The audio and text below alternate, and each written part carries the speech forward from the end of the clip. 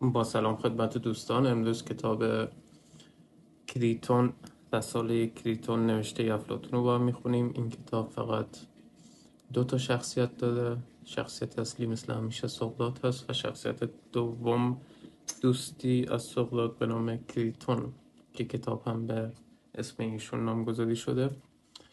بدون مقدمه بیشتری بریم که با هم کتاب رو بخونیم.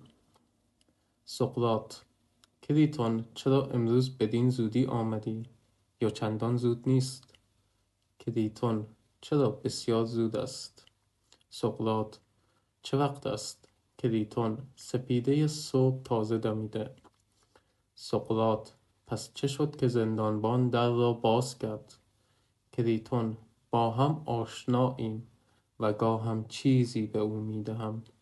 سقراط: تازه رسیده ای یا دیری است که در اینجایی؟ کریتون: ساعتی است رسیده ام. سقراط: پس چرا بیدارم نکردی و خاموش نشستی؟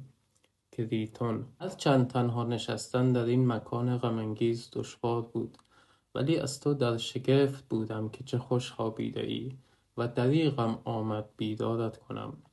میخواستم زمان کوتاهی را که در پیش است به آسایش بگذرانی. من همیشه تو را به سبب قوت قلبی که داری نیکبخت شمردم. اکنون این شکیبایی و آرامی خاطر که در برابر مصیبت کنونی از تو می‌بینم مرا در عقیده خود راسخ‌تر می‌سازد. کریتون: بسیار زشت بود اگر من با این سالخوردگی از مرگ می‌ترسیدم و آرام و قرار خود را از دست می‌دادم. کریتون: سقراط: کسانی شناخته‌ام که سالخورده تر از تو بودند، ولی همین که به چنین مصیبتی دچار آمده اند، سالخوردگی آنان را از شیون و زاری باز نداشت. سقراط: شاید، ولی چرا امروز چنین زود آمدی؟ کریتون: سقراط: خبر بدی دارم که چنان که می‌بینم در تو اثری نخواهد بخشید، ولی برای همه دوستان تو طاقت فرساست، خصوصاً برای من که نمیدانم چگونه تحمل کنم. سقراط: چه خبری؟ مگر آن کشتی که قرار است پس از رسیدنش کشته شوم از دلوس بازگشته است؟ هنوز نه، ولی کسانی که از سونیوم آمده اند میگویند امروز خواهد رسید. بنابراین فردا باید دست از زندگی بشویی. سقراط: کریتون، اگر خدا چنین خواسته است باک نیست، ولی گمان نمی کنم کشتی امروز برسد. کریتون: چه دلیل داری؟ سقراط: گوش کن تا بگویم. مگر قرار نیست که یک روز پس از آمدن کشتی بمیرم؟ کریتون: کارگزاران چنین میگویند. سقراط: گمان میکنم کشتی فردا برسد، نه امروز. دلیل درستی این حدس خوابی است که اکنون دیدم. راستی خوب شد مرا بیدار نکردی. کریتون: چه خوابی دیدی؟ سقراط: خواب دیدم زنی زیبا که جامه سفیدی در بر داشت روی به من کرده میگوید سقراط، پس از 3 روز به ساحل فیتیا خواهی رسید. کریتون: خواب غریبی است سقراط. سقراط: ولی خواب روشنی است. کریتون: درست است، ولی ای مرد شگفت‌انگیز، اکنون نیز نمیخواهی سخن مرا بشنوی و در رهایی خود بکوشی؟ مرگ تو برای من 2 مصیبت به بار می آورد. یکی اینکه دوست بیمانندی چون تو را از دست می دهم و دیگر آنکه می دانم کسانی که من و تو را نمیشناسند خواهند گفت چون کریتون از مال دریغ کرد سقراط نتوانست نجات یابد. و چه ننگی بالاتر از این که چنین تهمتی بر من بنهند و بگویند کریتون مال را بر دوستی برتری داد. چه هیچ کس باور نخواهد کرد که تو خود نخواستی بگریزی و خواهند گفت دوستانت یاری نکردند. سقراط: کریتون گرامی، به سخن مردم چه کار داری؟ آنان که خوبند خواهند دانست چرا چنین شد و تنها عقیده آنان در خور اعتناست؟ کریتون: سقراط، مگر ندیدی عقیده مردم تا چه اندازه اثر دارد؟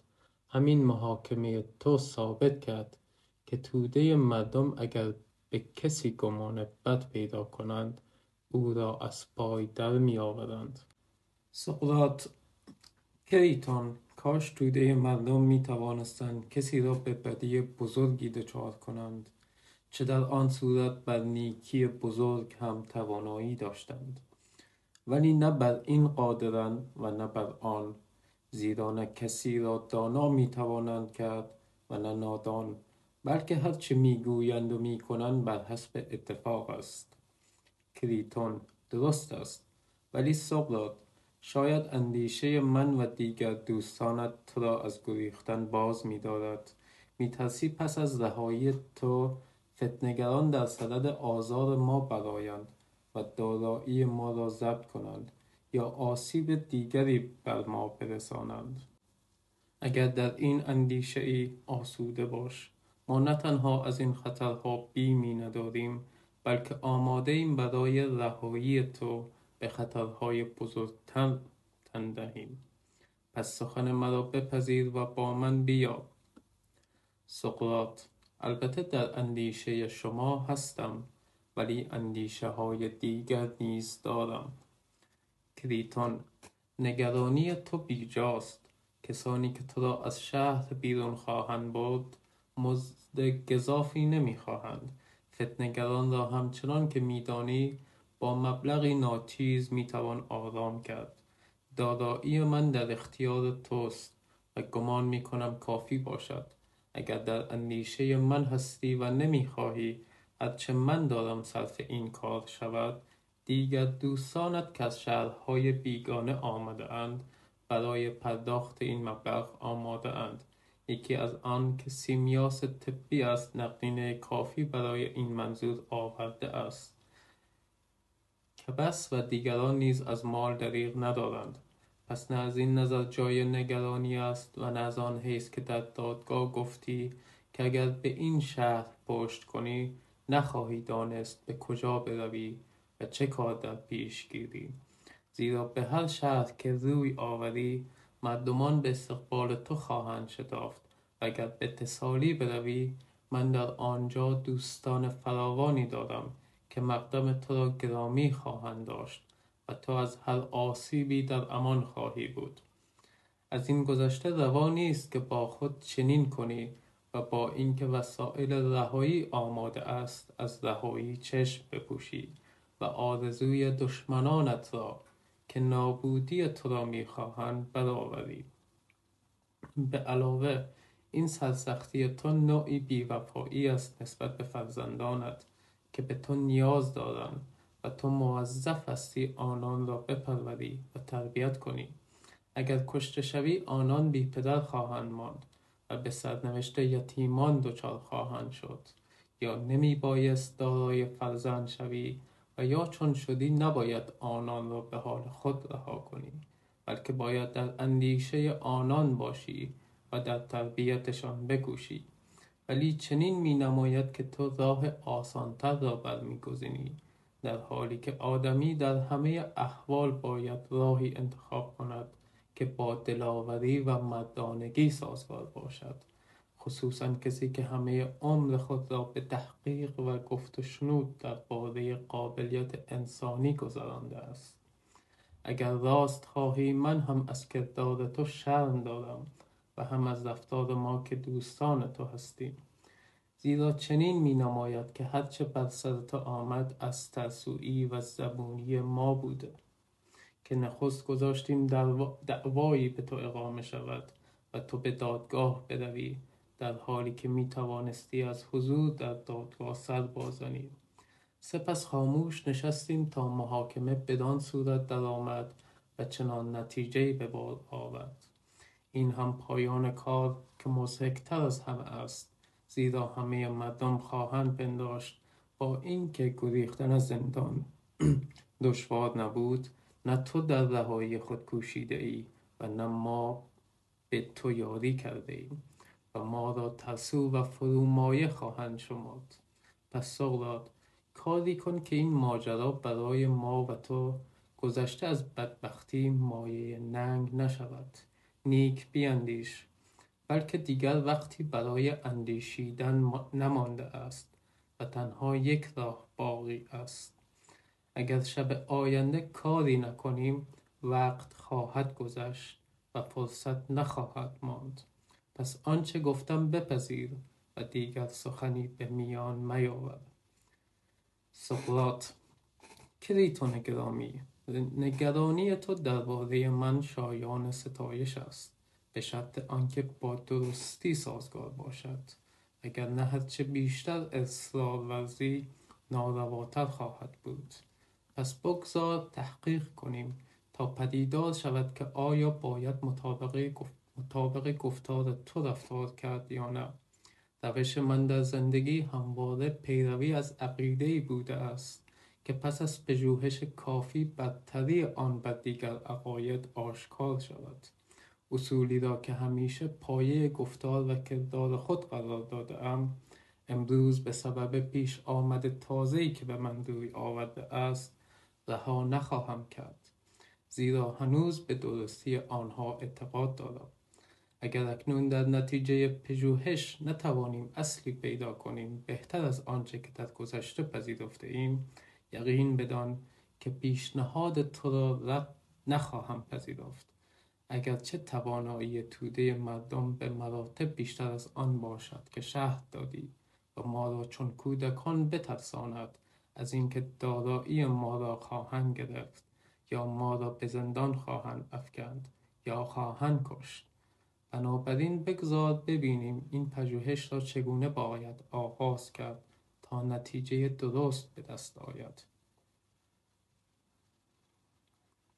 گمان می‌کنم بهتر آن است که نخست درباره عقیده توده مردم بحث کنیم تا روشن شود آیا این سخن همواره و در هر حال درست است که پاره عقاید را باید ارجمند بشماریم و به پاره دیگر بی اعتنا باشیم.